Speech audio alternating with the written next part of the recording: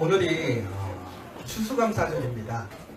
여러분들 한 해 동안 정말 열심으로 이렇게 노력하시고 또 땀 흘리신 가운데 하나님께서 분명히 풍성한 은혜를 주셨음을 믿습니다. 여러분, 근데 오늘 추수감사절을 준비하면서 혹시 뭘 좀 기대하셨었나요? 우리 희원이가 아침에 밥을 먹는데 딱 그러는 거예요. 오늘 터키 먹냐고. 그래서 저희가 그랬죠. 이제는 터키 못 먹는다고. 그래서 왜 못 먹냐요? 그래서 제가 이제는 부대에서 못 싸운다고. 그랬더니 왜 못 들어가냐요? 그래서 저기는 미국 땅이라서 못 들어간다고 그랬더니 그럼 우린 미국 못 가요? 그러는 거예요. 그래서 아무튼 중요한 게 우리 아들은 추수감사절에 가장 기억에 남는 게 터키였던 것 같아요. 여러분들은 우리 커피와 교회에서 추수감사절 예배를 드리시면서 가장 기억에 남고 또 오늘 특별히 소망하시는 게 무엇입니까? 아마 우리가 어떤 음식이나 혹은 그 밖에 여러 가지 행사들도 기대할 수는 있겠지만 이 시간 다시 한번 우리가 조금 더 한 해를 생각해 보면서 정말 하나님이 나와 동행하셨고 또 그 하나님의 은혜로 내가 오늘 여기에 있음을 고백하고 감사할 수 있는 시간이 되었으면 좋겠습니다. 특별히 아마 여기 저희가 오늘 참 많은 분들을 초대하자 이렇게 했는데 생각보다 지금 뭐 여러 가지 일들이 생기셔가지고 못 오신 분들이 더 많아요. 원래는 다 오기로 약속되어져 있었고 또 계획했었는데 또 뭐 일터에서 사람들이 문제가 생기고 또 사고도 당하시고 또 계획에 차질이 생겨가지고 못 오신 분들도 계시지만 여러분 오늘 이 자리에 오실 때에 여러분들이 한번 오늘뿐만이 아니라 예전도 한번 생각해 보셨으면 좋을 것 같아요. 여러분들 교회에 어떻게 나오셨어요? 혹은 오늘 오랜만에 교회에 오신 분들도 계실 텐데 그분들은 오늘 어떻게 교회에 오셨어요? 아마 우리 한서병원에 있던 우리 JC에 있는 동욱씨 같은 경우에는 제가 막 한번 오라고 우리 전사님들이랑 추수감사절인데 한번 오라고 그래서 왔어요. 집이 되게 멀어요. 근데도 불구하고 왔어요. 근데 결론적인 건 이런 것 같아요. 결국은 누군가가 초대를 하거나 계속 공을 들였으니까 그분들이 아니면 여러분들이 이 자리에 왔겠죠. 그런데 여러분 한번 생각해 보는 거죠. 초대한 그 사람이 최소한 대단한 사람은 아니어도 그 사람이 싫은 사람은 아니니까 이 자리에 오지 않았을까요? 그쵸? 아무리 돈을 준다고 해도 싫은 사람이 오자고 그러면 안 오죠. 근데 이 사람이 뭐 대단한 건 한 건 없지만 그래도 싫지는 않기 때문에 정성을 다하든 부탁을 하든 이 자리에 왔을 거란 말이죠. 결국은 그 사람이 나에게 선한 영향력을 끼쳤다라는 거예요.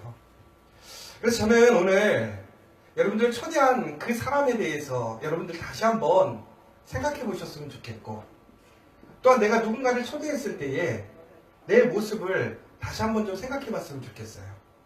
내가 과연 얼마나 아름다운 모습인가? 내가 얼마나 선한 영향력을 끼칠 수 있는 사람인가? 내가 얼마나 기쁜 소식을 전할 수 있는 사람인가? 그런데 아무리 기쁜 소식을 전하고 내가 선한 영향력이 있어도 움직이지 않을 수도 있죠. 그러나 여러분들 우리가 좋은 모습의 사람, 아름다운 모습의 사람, 정말 기적을 일으킬 수 있는 그 능력의 사람이 된다면 아마도 다음에는 더 많은 사람들이 그 기쁨으로 감동으로 이 자리에 함께 나올 거라고 믿습니다. 그리고 더 나아가서는 여러분들이 그러한 아름다운 모습들이 더 되었으면 좋겠어요. 제가 이번 주 금요일에 참 많은 일을 좀 겪었어요. 이번 주 금요일 날 어떤 일을 겪었냐면 이번 주 새벽에 이제 예배를 드리려고 아침에 일어나서 이제 페이스북을 딱 여는데 카톡이 하나 와 있더라고요. 근데 보니까 바로 우리 이제 손정희 집사님의 큰 따님인 우리 강보미 청년께서 저에게 카톡을 보냈어요. 그 내용이 뭐였냐면 부모님과 어제 이제 그 매장에 무슨 일이 있어서 그거를 좀 둘러보러 가시다가 교통사고가 났다 이런 얘기를 하시는 거예요. 그런데 문제가 거기 아주 항일병원 응급실에 와서 검사를 해봤는데 뇌출혈이 있더라. 그래서 지금 움직이면 안 되고 집중실에 들어가야 된다. 이거를 이제 제가 예배 전에 딱 보게 된 거죠. 그런데 마음이 제가 저도 되게 많이 무겁더라고요. 큰일 났다. 손 집사님 이거 어떡하지? 그리고 더 나아가서는 가족들이 다 타고 있었대요. 그래서 그 가족들도 다들 몸이 불편하다라는 거죠. 그래서 마음이 되게 불편하고 어려운 거예요. 그래서 제가 그 생각을 했어요. 근데 신기하게 그 전날 밤에 제가 정말로 손정희 집사님하고 그 가족들이 더 생각이 나서 기도를 했었거든요. 거기다 또 한 사람, 저희 어머니도 제가 기도를 했었어요. 그런데 문제가 생긴 거예요. 근데 여러분 생각해 보세요. 조금 더 기도해야겠다고 생각해서 기도했는데 사고가 났어. 이게 좋은 거예요, 나쁜 거예요? 원래 기도를 하면 피해가야 되는 거 아니에요? 근데 사고가 크게 난 거예요. 그래서 이제 오전에 가서 임찬수 선생님이랑 같이 신방을 가고 이렇게 하면서 저는 이제 들어가 보지는 못해서 저녁에 다시 한번 가봐야지 이러고 있었죠. 그런데 또 오후에 이제 그 병원에 다시 가려고 준비하고 있는데 갑자기 또 저희 어머니 있는 병원에서 연락이 왔어요. 어머니가 좀 문제가 생겼다는 거예요. 그래서 전혀 제가 그 전날 갔었거든요. 전혀 괜찮았었거든요. 뭐 너무나 좋으셨고 말도 잘하시고 식사도 잘하셨다고 하고 그런데 이 혈압이 너무 떨어진 거예요. 80에 50으로. 이게 정상인이 보통 한 120에 한 70, 80 정도 되거든요. 그런데 이게 80에 50으로 떨어지고 심박수가 한 50 정도로 떨어진 거예요. 그럼 이게 어떻게 되냐면 쇼크사가 온 거예요. 근데 이게 전혀 예상치 못하게 갑자기 그렇게 됐는데 병원에서 이제 1차적으로 저희에게 아마 여러 가지 이유들이 있을 수도 있기 때문에 병원에서 1차적인 치료를 해보겠다. 그런데 만약에 이것이 안 올라오시면 문제가 될 수 있으니까 아마 응급실이든 큰 대학병원에 가서 이것을 좀 처치를 해야 될 것 같다라고 얘기를 해서 이제 문자를 받고 그런가 보다. 저희는 이제 어머니가 많이 안 움직였어서 그런가 보다라고 했는데 한 1시간 정도, 2시간 정도 있다가 바로 연락이 왔어요. 뭐라고 하냐면 안 올라간다는 거예요. 이유를 모르겠다는 거예요. 그래서 병원에서 난리가 난 거예요. 왜? 이러다 쇼크 사고 오실까봐. 그래서 갑자기 느닷없이 어머니 앰뷸런스에 태워가지고 상계백병원에 간 거죠. 근데 제가 이제 그 집이 가까우니까 제가 가서 아버님이 이제 어머니 모시고 와서 갔는데 응급실에 들어갔더니 거기서 난간이에요. 저한테 그러는 거예요. 왜 연락도 없이 왔니요? 그럼 응급실에 연락하고 가나요? 이게 무슨 얘기냐면 응급실이 너무 사람이 많아서 자리가 없는 거예요. 베드가 없는 거야. 그러니까 막 밀고 들어간다고 응급실 난리가 난 거야. 못 받아주는 거야. 그러니까 결국에는 저희는 일반 자리가 아니라 막 복도 이런 자리 옆에 그래도 다행히 침대 하나가 간이 침대라도 하나 있어서 어머님 들어가셨어. 근데 저희 뒤로 오시는 분들은 막 돌려보내.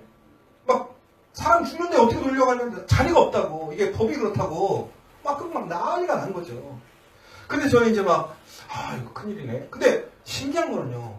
보면 멀쩡해요 어머니가. 근데 심박수가 안 올라오니까 이거 어떻게 해야 되지? 그런데 그때 기도가 되는 거죠. 무슨 기도했을까요? 제가 하나님한테. 하나님, 이번 주 추수감사주일인데 어머니 돌아가시면 안 돼요. 저 추수감사절 보내야 돼요. 돌아가셔도 다음에 돌아가셔야 돼요. 그리고 더 중요한 거는 어머니가 회복이 돼야 감사가 있을 거 아니에요. 증거가 필요해요. 그래서 손집사님에 대한 기도도 나오는 거예요. 하나님, 손집사님 저대로 피 계속 나오면 큰일 나요. 추수감사주일이잖아요. 안 오시는 것까지는 좋아요. 그런데 아프면 안 되겠죠? 그런데 신기한데요. 병원 갔더니요. 의사 선생님들이 검사를 막 다 해서 CT도 찍고 뭐도 하고.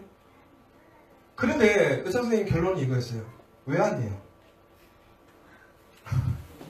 저기들은 도저히 원인을 찾을 수가 없대요. 문제가 전혀 없대요. 그냥 퇴원하시래요. 가시래요. 여러분, 그래서 그날 이렇게 진료비랑 응급차 타고 하니까 50만 원이 들었어요. 50만 원. 제가 그 얘기를 딱 들었을 때 돈이 아깝다는 생각이 들었을까요? 아니면 감사했을까요? 감사하더라고요. 왜? 입원 안 하고 퇴원하는 것만으로도 너무 감사하고, 의사가 아무 문제가 없는데 원인을 모르겠다고 왜 왔냐고. 그러니까 오히려 그게 더 감사한 거예요. 한편으로는 야, 동두천을 병원에서 너무 오버했나? 이런 생각도 살짝 들긴 했어요. 그런데 어머니가 건강하고 회복되시니까 너무 감사한 거예요. 근데 제가 그때 무슨 생각을 했냐면, 야, 이거는 기도해서 그런가 보다.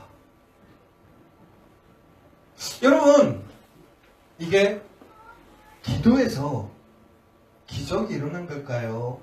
아니면 우연일까요?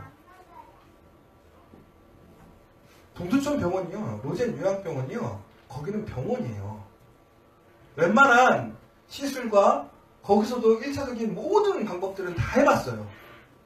거기 기계가 떨어지지 않아요. 똑같아요. 응급실 거랑 거기랑 똑같아요. 근데 거기서는 전혀 원인도 모르고 안 올라오던 것이 단순히 응급실 왔는데 너무나 정상인으로 된 거예요.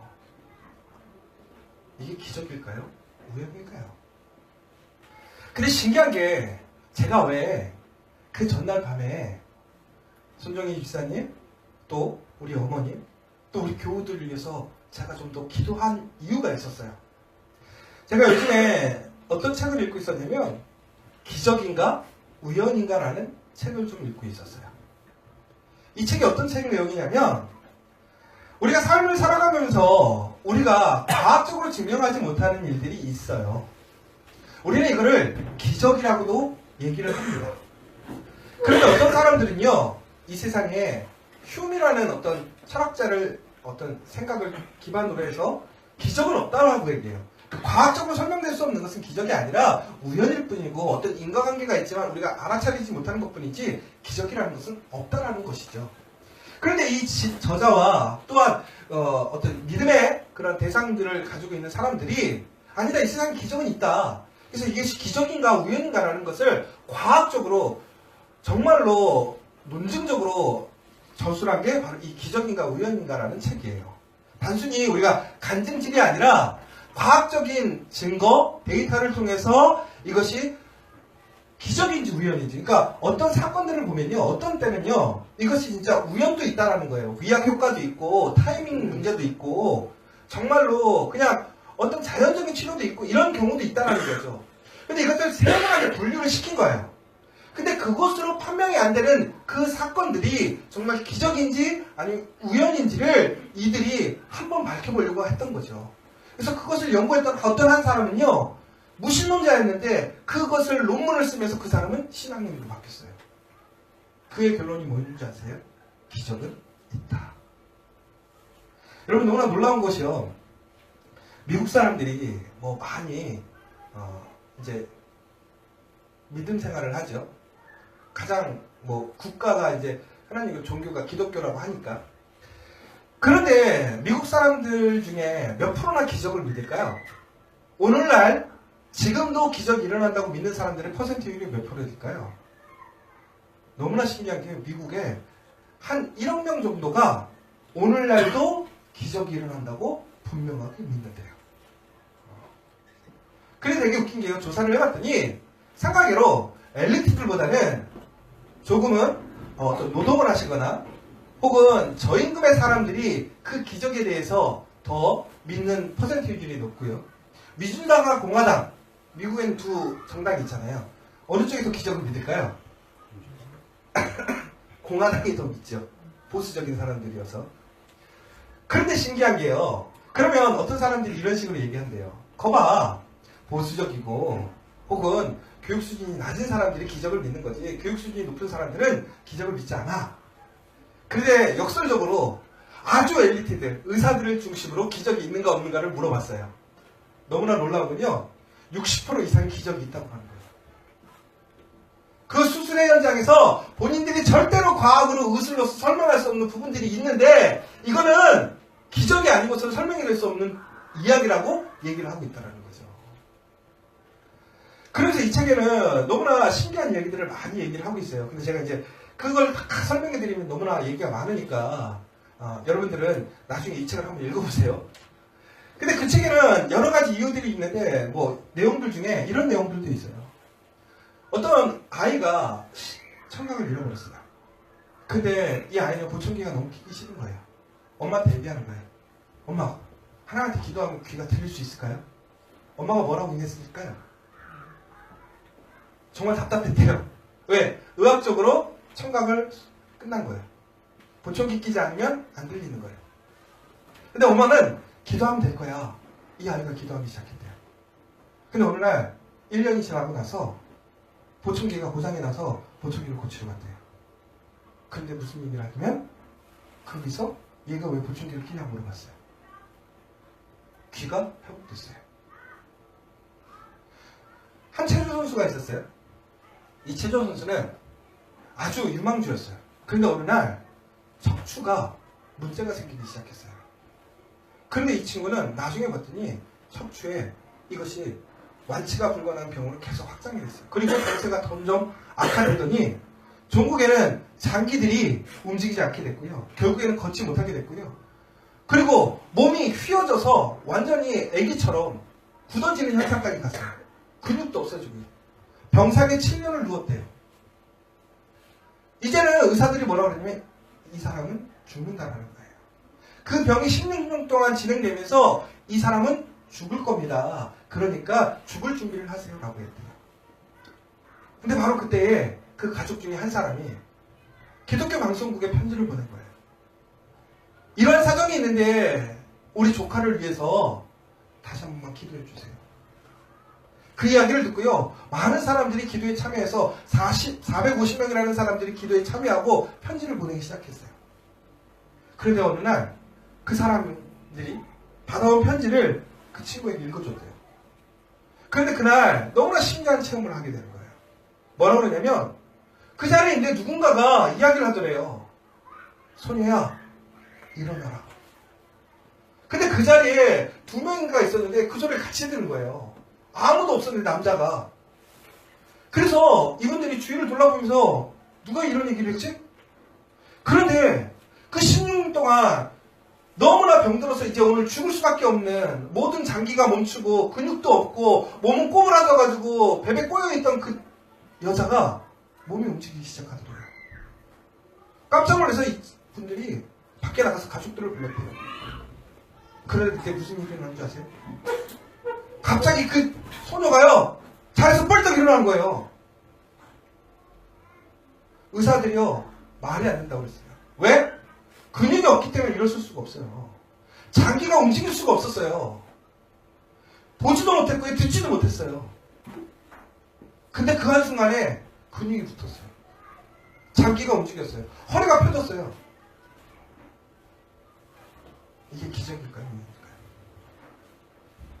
이 책에는요 그렇게 정확하게 병원을 통해서 그러한 증거들을 모은 데이터를 여기다가 얘기를 하고 있어요. 그러면서 의사들이 얘기하는 게 뭐냐면 이것은 과학적으로 설명할 수 없습니다. 기적입니다. 근데 여러분 여기서 되게 중요한 포인트가 이거예요. 기적이라는 것이 일반적인 기적과 하나님이 일으키시는 기적 두 가지가 있어요. 그런데 오늘 여기에 나오는 기적들의 이야기들은 공통점이 한 가지가 있어요. 일반적인 기적은 우리가 원하거나 타이밍을 알 수 없어요. 그런데 이 책에서 기록되어 있는 기적들의 공통점이 뭐냐? 그들이 치료를 받거나 문제를 해결하길 소망할 때에 기도했더라는 거예요. 그런데 기도하고 나서 어떻게 일어났냐면 기적이 일어났다는 거예요. 결국은 무슨 얘기예요? 그 기적의 주체가 누구냐라는 거예요. 바로 하나님이 기적을 일으키신다는 거예요. 바로 그 기적을 경험한 그 주위의 사람들은 그 사람들을 보고 하나님을 믿기 시작했대요. 절대적인 무신론자가 과학자가 하나님이 있음을 인정하게 됐어요. 여러분, 오늘도 하나님은 기적을 행하십니다. 나사로가 죽었다가 살아났어요. 여러분들 그 사실을 믿으세요? 전설이나 이야기 같지 않으세요? 그런데 오늘도 여러분 그 일이 일어나고 있다는 거예요. 결국은 여러분 복음의 출발은요, 기쁜 소식은요, 우리의 유한함을 인정하는 곳에서 시작된다고 합니다. 여러분, 우리는 절대로 우리의 한계를 벗어날 수 없어요. 우리의 죄를 우리가 감당할 수 없고요. 우리의 육체를 우리가 감당할 수 없고요. 우리의 상황을 우리가 감당할 수 없어요. 우리는요, 현실을 이겨낼 힘이 없어요. 그래서 우리는 수많은 한계를 가지고 살아가고 있습니다. 여러분들은 왜 지금 힘든 거예요? 그 한계 때문에 힘든 거 아니에요?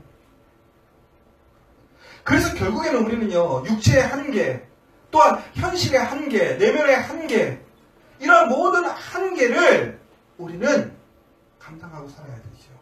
그런데 오늘 우리가 소망을 가질 수 있는 게 뭐예요? 바로 하나님이, 예수께서, 그 성령님이 우리를 그 한계에서 다시 소망으로 이끄신다는 사실이에요. 그래서 CCC 총재를 지낸 빌 브라이튼 목사님이 이런 얘기를 했어요.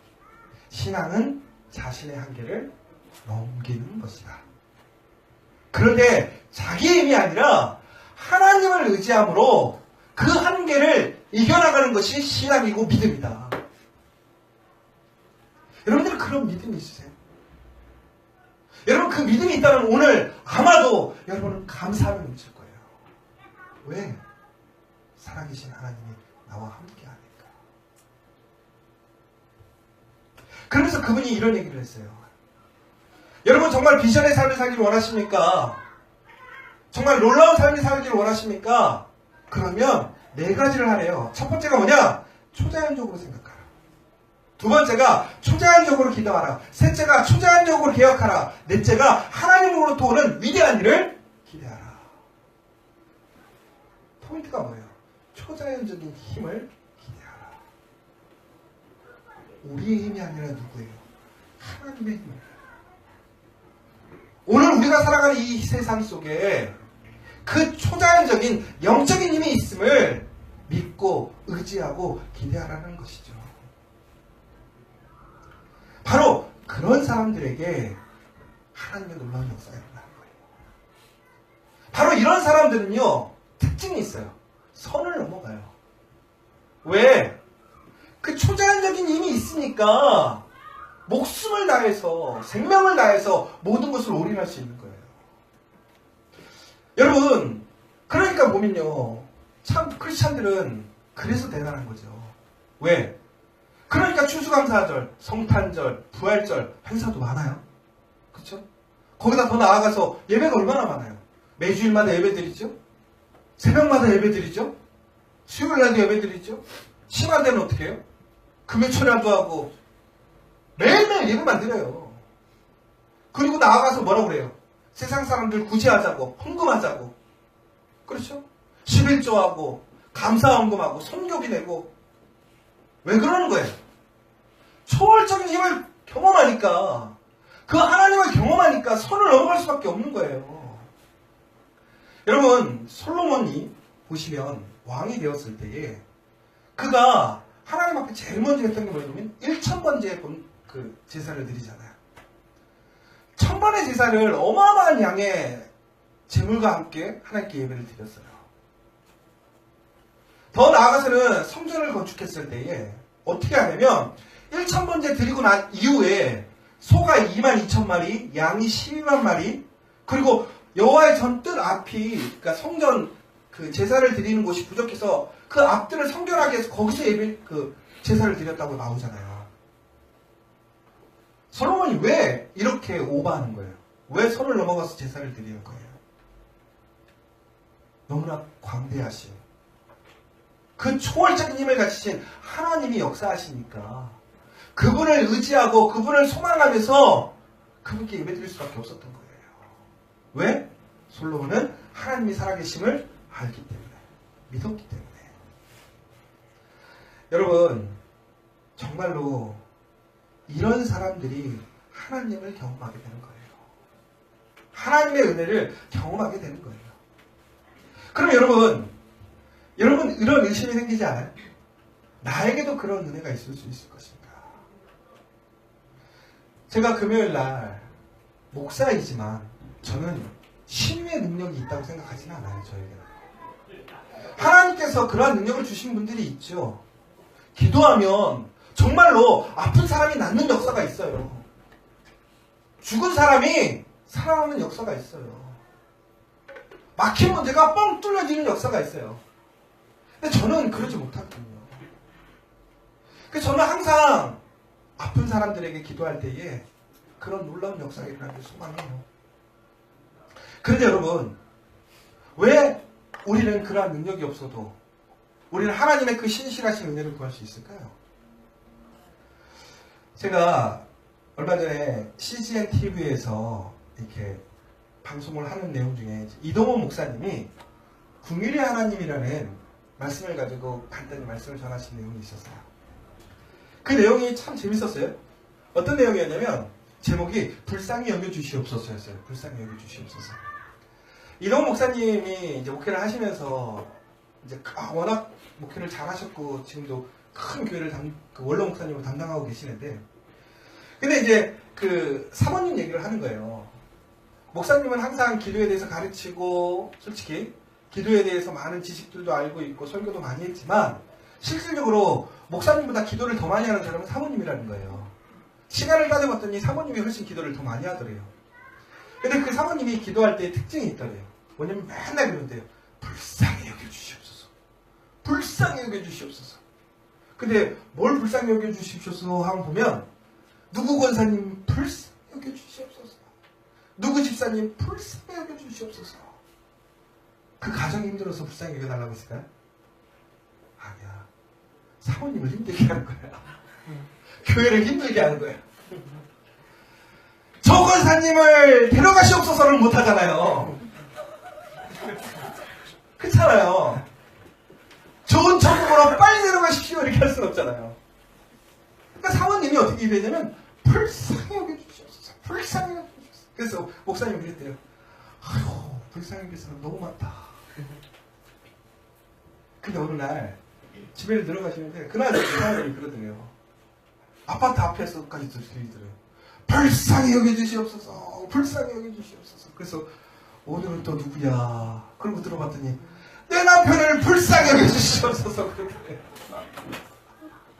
그 이동원 목사님, 내가 또 뭘 잘못했지?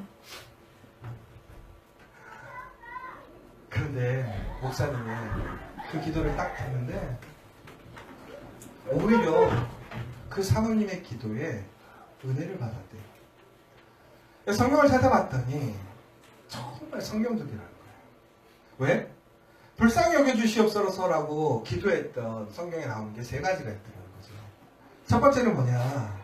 바로 소경 바디메오가 예수님 지나갔다는 소식을 들었을 때 뭐라고 했죠? 다윗의 자손 예수여 나를 불쌍히 여기시옵소서. 그런데 그 기도가 응답됐어요, 안 됐어요? 응답돼서 눈을 떴어요. 두 번째는 이제 남의 환자 10명이에요. 예수님 지나가신다는 소식 들으니까 뭐라고 했냐면 예수 선생님이여 우리를 불쌍히 여기소서. 응답됐어요, 안 됐어요? 치유받았어요. 마지막으로 이제 바리새인과 그 다음에 이제 그 가난한 한 사람이 성전에서 헌금 드리면서 기도하는 내용이 나오더라고요. 거기서 바리새인은 내가 뭘 했고 막 하나님한테 막 자랑하는 기도했었잖아요. 그런데 세리는 뭐라고 했냐면 하나님 올려보지도 못하고 이렇게 얘기를 하는 거죠. 하나님 불쌍히 여겨주시옵소서. 나는 죄인입니다. 그런데 성경에서 하나님이 누구의 기도를 들으셨다고요? 세리의 기도를 들으셨다는 거예요. 불쌍히 여겨주시옵소서. 여러분, 기적은 있어요. 기도에 능력이 있어요. 불쌍히 여겨주기를 소망하는 자들에게는 하나님의 능력이 임하는 거예요. 여러분, 우리가 왜 기도할 때 의심합니까? 불쌍히 여겨달라고 자격이 없어도 기도하면 들어주시는 게 하나님이에요. 하물며 하나님의 자녀가, 하나님을 믿는 사람이 하나님께 기도한다면 그 기도가 이루어지지 않겠어요? 그래서 오늘 우리는 지금 이 자리에 있는 거잖아요. 그 하나님이 내 기도를 들어주시니까, 나를 불쌍히 여겨주시니까, 나에게 자비와 긍휼을 베풀어 주시니까 오늘 우리는 이 자리에서 하나님께 기도하는 거 아니에요? 여러분, 그 기도의 응답을 받는 사람들이 되시길 원합니다. 그 능력을 보여주는 사람들이 되기를 원합니다. 나사로처럼 예수님의 능력으로 살아나서 사람들에게 예수가 진정으로 사람을 살리는 자임을 보여주는 여러분들이 되십시오. 여러분, 불쌍히 여겨달라고 기도할 수 있는 사람이 있다면 얼마나 복인 줄 아세요? 다시 얘기하자면 무슨 얘기예요?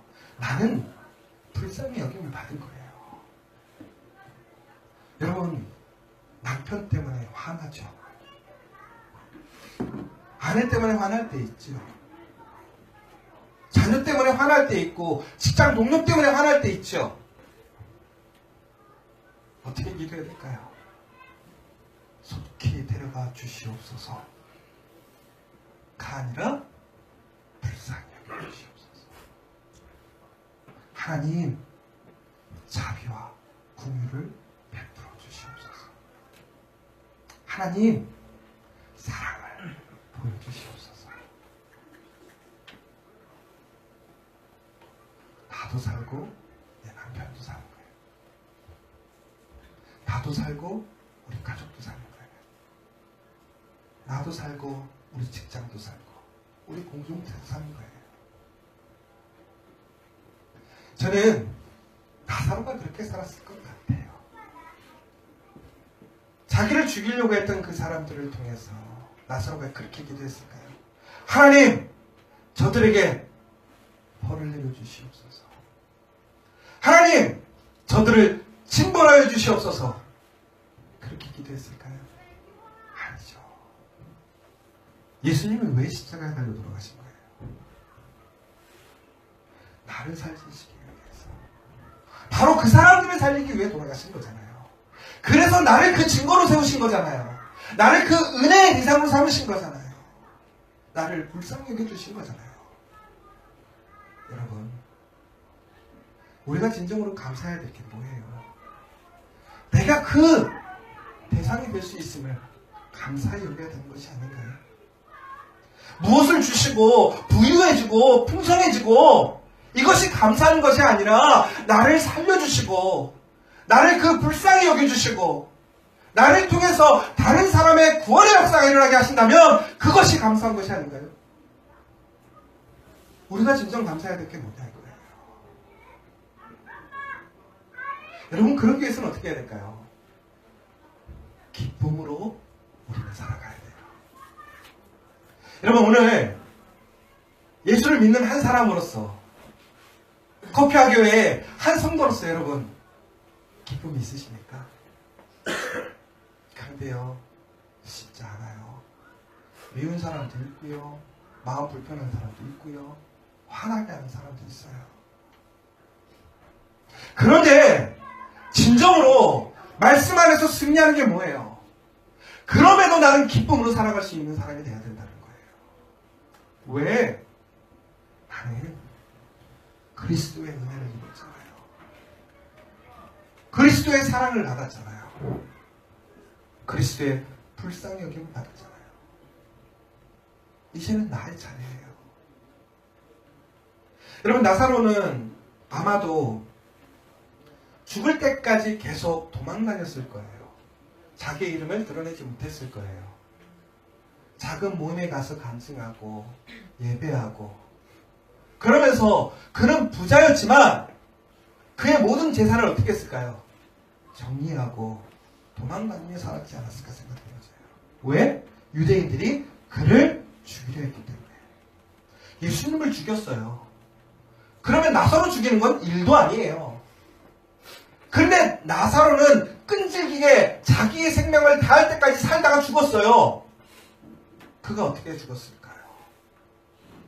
기쁘게 죽었겠죠. 그러니까 그가 은혜가 되었던 것이고, 그래서 성경에 그의 본을 보여주기 위해서 기록한 것이 아니에요. 여러분, 정말 우리는 철저히 고백해야 돼요. 오늘 내가 하나님 때문에, 그 은혜 때문에 손해보고 피해있고 어려울지라도 그것이 은혜인 것을 고백할 수 있는 것이 진정한 믿음이에요. 진정한 감사라는 것이죠.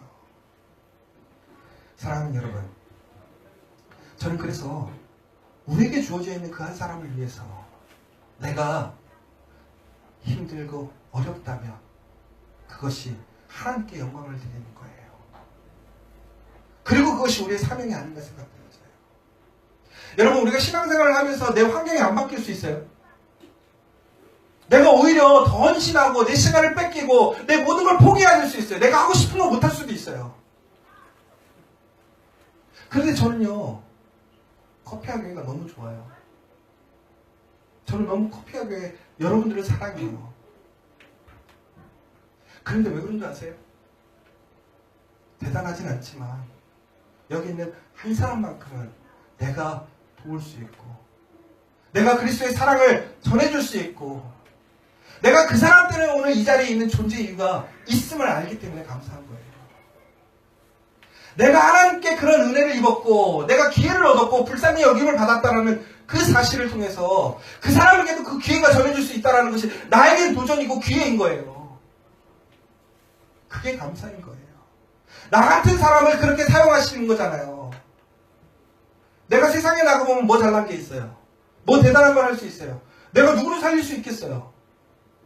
그런데 하나님께서 나 같은 사람도 불쌍히 여겨주셔서 은혜를 주셔서 오늘 내가 그 하나님의 은혜를 기억할 수 있고 능력을 경험할 수 있고 하나님과 동행하는 삶을 살잖아요. 그래서 하나님께서 오늘 나를 이 자리에 부르셨다는 거예요. 사랑하는 여러분, 신앙은 강제가 아니라 선택이라고 얘기합니다.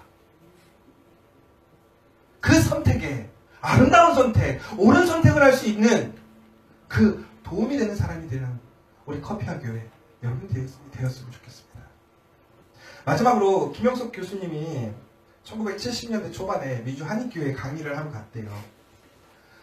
근데 이제 목사님이 그런 얘기를 하셨대요. 요즘에 사람들이 잘 모이지도 않고 일정이 많아서 많이 못 모일 것 같아요. 근데 이제 미국 교회를 빌려서 이제 보통은 이민교회에서 예배를 드리는데, 그날 그러니까 예배당에 꽉 차고 자리가 부족해서 막 간이 의자를 놓을 정도까지 사람들이 모였다는 거예요. 근데 신기한 게, 근데 이제 미국 교회 관리인이 흑인 분이었는데, 그분이 예배 중간마다 계속 들어와서 한번 살피고 웃고 나가더래요. 근데 계속 예배 시간에 그러는 거예요. 그래서 이제 김영석 교수님이 이제 그 목사님한테 물어본 거죠. 제가 예배 중에 이상한 걸 하나 봤는데, 여기 관리인이신 것 같은데 흑인분이 자꾸 들어와서 주위를 살펴보고 웃고 나가시는데 계속 반복하더라. 그래서 왜 그러냐라고 했더니 그분 얘기가, 이분의 소망이 뭐였냐면 교회 예배당이 꽉 차는 게 소망이었대요. 미국 교회는 텅텅 비니까 자리가 차는 일이 없는 거예요. 그런데 자기들한테 교회를 빌려 쓰는 한국 사람들이 부흥회를 한다고 와 있는데 너무나 신기한 거예요. 앉을 자리가 없이 앉아있는 걸 보니까 너무 감사하고 기쁜 거예요. 저는 그 말씀을 딱 보면서 그 생각이 드는 거예요. 여러분, 정말 우리가 그런 사람들이 되었으면 좋겠어요. 나사로가 어디에 가든지 많은 사람들이 모였겠죠. 왜? 그의 증거를 보기 위해서, 그의 살아있음을 보기 위해서, 예수 그리스도의 놀라운 능력을 경험하기 위해서. 저는 여러분들이 그런 사람들이 되었으면 좋겠어요. 요즘 BTS가 난리라고 하잖아요. 막 새로운 비틀즈라고 얘기하고 전 세계에 나가면 대단한 역사를 일으키잖아요. 제 소망이 뭔지 아세요? 여러분이 가정에 가는데 여러분의 친척들이 여러분 때문에 집에 모이는 거예요. 너 예수 믿고 변했다며, 예수 믿고 이런 은혜가 있다며. 여러분이 직장에 가면 직장 동료들이 모이는 거예요. 너 정말 예수 믿는다며, 예수 믿는데 놀라운 역사가 일어난다며, 기적이 일어난다며. 여러분, 이것을 꿈꿔야 되지 않을까요? 오늘도 기적은 있습니다. 천국은 침노하는 자일 것입니다. 여러분, 오늘 추수감사절을 맞아서 저는 이것을 느껴요. 삼손이요, 정말 가진 능력이 많았어요.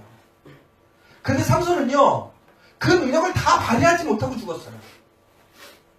왜 그런지 아세요? 그 힘의 원천이 누구인지, 그 힘을 통해서 무슨 일을 해야 되는지를 알지 못했을 거라는 거예요. 여러분, 지금 우리 그리스도인들이 그렇다는 거예요. 예수를 믿는 사람들이 그렇다는 거예요. 여러분에는 그 안에는 얼마나 놀라운 생명력의 힘이 있는지, 그리스도의 보혈의 능력이 있는지, 여러분들 그 사실을 기억하셨으면 좋겠어요. 그래서 여러분을 통해서 일하시는 그 하나님을 통해서 여러분과 여러분의 가정, 또 여러분 아시는 모든 분들이 그 감사와 기쁨으로 함께 찬양하는 그런 놀라운 역사가 일어나기를 간절히 소망합니다. 이 시간 우리 같이 기도했으면 좋겠습니다. 우리 다행히 잠시 올 한 해 다시 한번 좀 조용히 생각해 보셨으면 좋을 것 같아요. 여러분, 진정 감사할 수 있는 것이 뭘까요? 우리가 추수감사절이라고 하는데 우리가 뭘 감사를 해야 될까요? 여러분, 정말 감사하세요? 여러분, 오늘 이 자리에 있음이 감사하세요? 내가 그리스도인 되었음을 감사하세요? 내 안에 예수 그리스도의 보혈의 능력이 있음을 감사하세요? 여러분은 예수의 보혈의 그 능력으로 다시 살아난 가장 존귀한 사람입니다. 여러분을 통해서 하나님을 알지 못하고 아직도 그 한계에 있는 사람들에게 그 뉴스가 될 수 있는 사람입니다. 오늘 이 시간 하나님께 감사하시기 바랍니다. 하나님께 소망을 가지시기 바랍니다. 하나님, 나를 불쌍히 여겨주시옵소서. 함께 기도할 수 있는 사람이 되길 원합니다. 그래서 우리 커피학교에 진정으로 예수 그리스도의 그 놀라운 은혜와 사랑을 증거하고 선한 끼치는 여러분 되시기를 간절히 소망했으면 좋겠습니다. 우리 함께 잠깐 기도하도록 하겠습니다.